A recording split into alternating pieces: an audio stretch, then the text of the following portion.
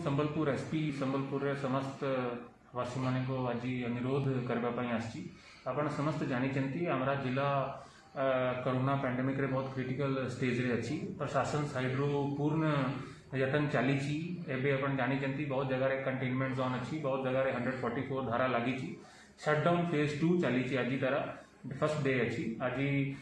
6 AM रू 1 PM पर्यंत market खुली को मु समस्त को अनुरोध करुँची कि आपण सहयोग करले बिना शटडाउन सक्सेसफुल होबो नहीं ये पैंडेमिक को कंट्रोल करने आमको पब्लिक रा निहायत सहयोग दरकार अच्छी आपण 2-3 भाव रे सहयोग करि पारिबे। फर्स्ट आपण समस्त को मु अनुरोध करी कि जो प्रिकॉशनरी मेजर नेबार अच्छी सेटा आपण निजे लेवल रे नेबे। फॉर एग्जांपल मास्क पिंधिबार अच्छी हमको और सोशल डिस्टेंसिंग मेंटेन करिवार अच्छी और गैदरिंग जोठी अच्छी सेठी हमें जीवो नहीं हैंड सैनिटाइज करेंगे हैंड वॉश करेंगे मु समस्त को अनुरोध करुँची कि माने समस्त अपने जिनस करंतु